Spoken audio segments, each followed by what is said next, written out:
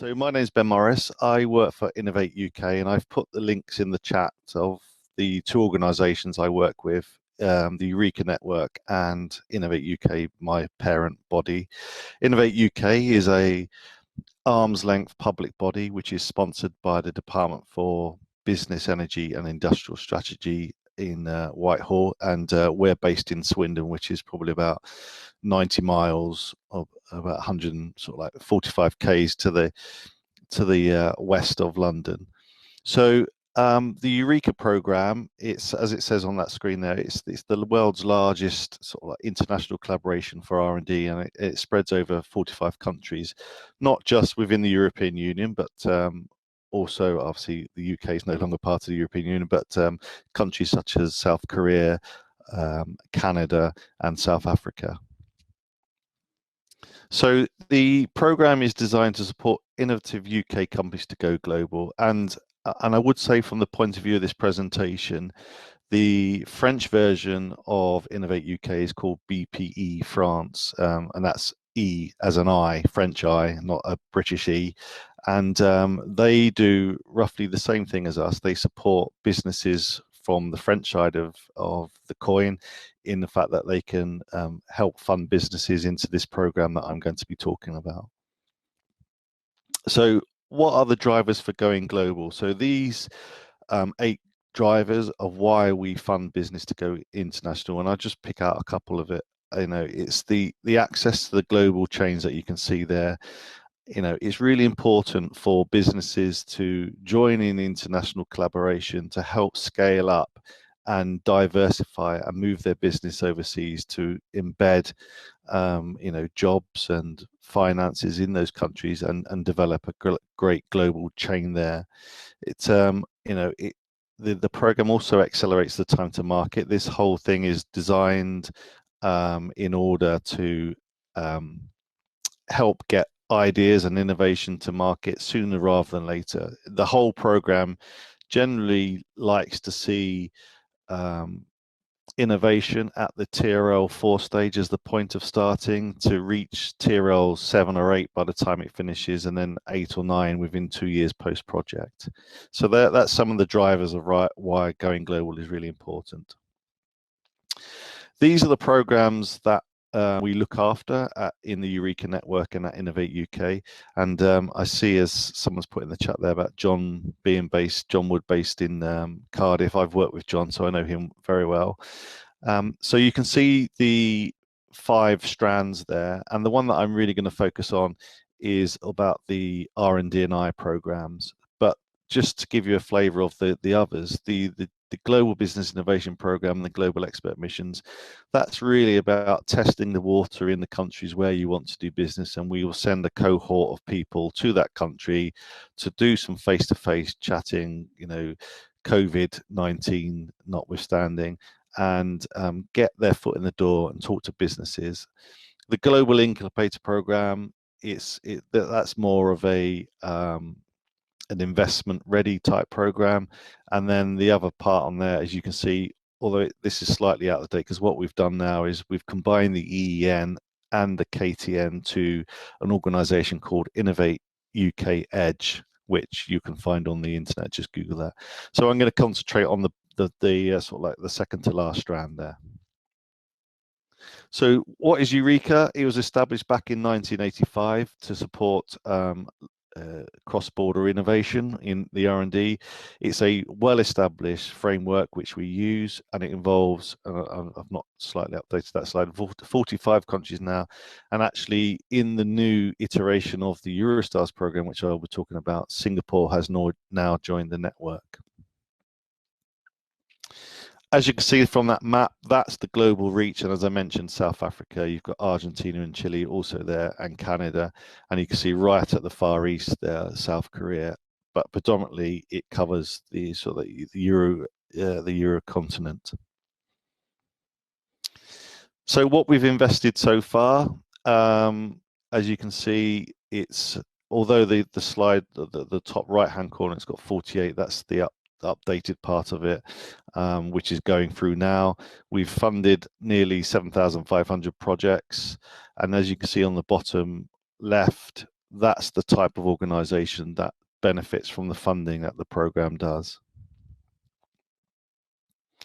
Impact. And as I mentioned earlier, this is about going global, improving the supply chains across the network. You can see that 69% have entered new markets, improved shares, increased exports, all those great things that international collaboration in the R&D world is really good for. Characteristics of the Eureka projects, and as I will go into a bit more detail later, there are more than one strand under the Eureka funding programs, but essentially those 4 points there are what the essence of a project under Eureka characterizes. Motivations for the participation, as you can see there, the 5 areas. The key thing really is the high degree of flexibility. Generally, unless we specify that there's a theme regarding the projects, the flexibility around it being open in the way that we do the projects is fantastic, because it creates a whole plethora of types of projects that come in. That can be anything from, as we've discussing here, about artificial intelligence and machine learning and all those great things, but to energy, to agriculture, to data. Absolutely, if you can think of an innovative idea, it will come under the program. So the Eureka instruments that I'm going to be talking about are the network projects, Eurostars, clusters, and global stars. And network and global stars projects are kind of the same thing. It's just that the global stars are the same project, but with countries that sit outside the network. So a network project, and generally the theme for all of these are all the same across the funding streams, but certainly they have their own little nuances. And it's about these 4 areas here. And as I mentioned previously, there's no thematic restrictions, but it's need to reflect the demand of the market. So it's got to be things that are current and ready to go in this sort of innovative world. As you can see there, they must be at least 2 Eureka countries taking part. Now, just to go back to that point that was raised earlier about Wales being not part of the EU, under Horizon Europe, the UK's association to Horizon Europe will determine that we will be able to take part within Horizon Europe programs as if we were still a member of the EU, because we've paid our dues towards the Association of Horizon Europe, so it will count towards the same thing. There are certain things under Horizon Europe which we can't take part in, and that's generally around the nuclear and the security types of projects. So a typical network project, 3 participants, 2 to 3 countries, average duration just over 2 years, and a Euro fund of about 1.3 million as a participation of costs. And the global stars, as I mentioned, it's roughly the same process, but in addition to the countries that sit outside the Eureka network. So you could do a project with Madagascar if you so wished. They sit outside the network, and that's a kind of example, and it would be based on the same things that I've just described. And as you can see there, that's just a bit more detail on it.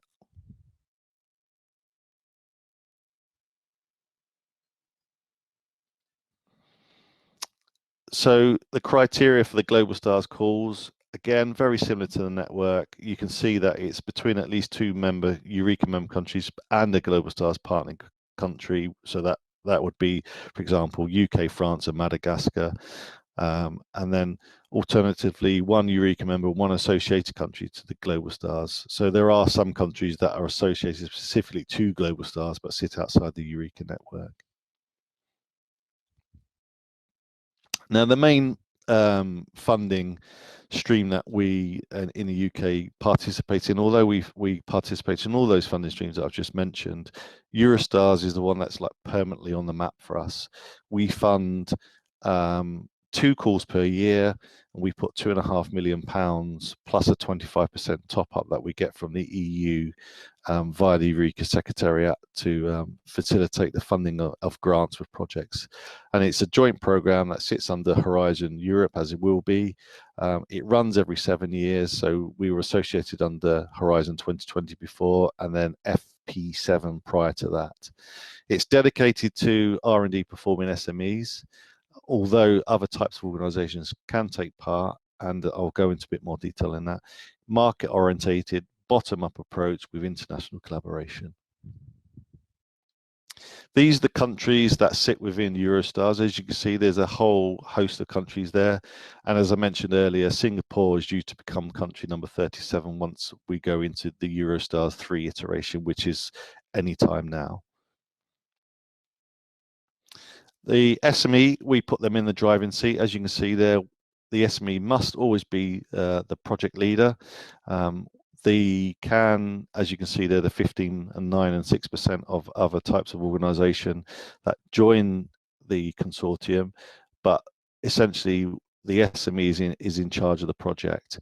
And what that means is if there's more than one SME, that's even better. But if there's only one SME and they have 3 to 4 employees, if they're a small sort of business, there's a lot of pressure on an SME to sort of drive the project forward. So it's important to get the consortia right.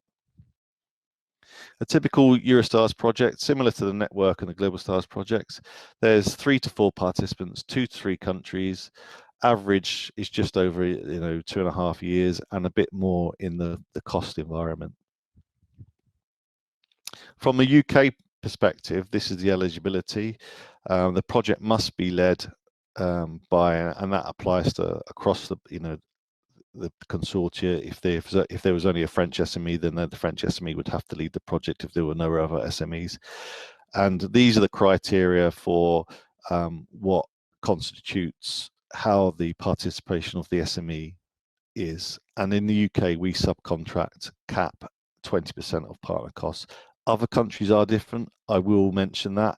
For example, the French version of my side, the BPE, they will only fund 40% for an SME for their contribution to the project, and I think it's 30% for a university or a large organization. But if you check, if my French friends on here will check the BPE website, they'll go into a bit more details. The link that I put in the chat, when you click on the Eureka network, you can select the country, so you can select any different types of countries. So if you're interested in doing funding opportunities, not just with France, but with other countries within the network, click on the country and you can see the types of funding that they receive. And there's a link there as well in the slide for the Eurostars eligibility criteria. So factors for success, a decent application is really important. What I always tell a business is to go onto the Eureka network site, go to the Eurostars specific page, follow the tab to the guidance and look for the evaluation piece. Now the evaluation piece is really important because they are your exam questions, and any writing of an application that goes through for these factors of success, and there's another page after this. If you read that in conjunction with the evaluation questions, you're not far off having a decent applications. So there are 3 areas of evaluation: quality, impact, and the quality of the consortia. And there are 4 subcategories underneath that. So if you read those, you'll give yourself a good opportunity to get yourself a quality application. And these are other factors of success. And as Kate's already mentioned, we'll be sharing the slides so you can take these away and have a look at it in greater detail. So just as a case study, we did a project with the French, and it was all about identifying forensic pathways, and it was all about the crime and terrorism and how we could do some interaction with that. And as you can see there, the total investment was nearly 1.2 million euros, and it was a very successful project. So I'm going to briefly mention clusters, and this is the last of the funding streams that I'll mention.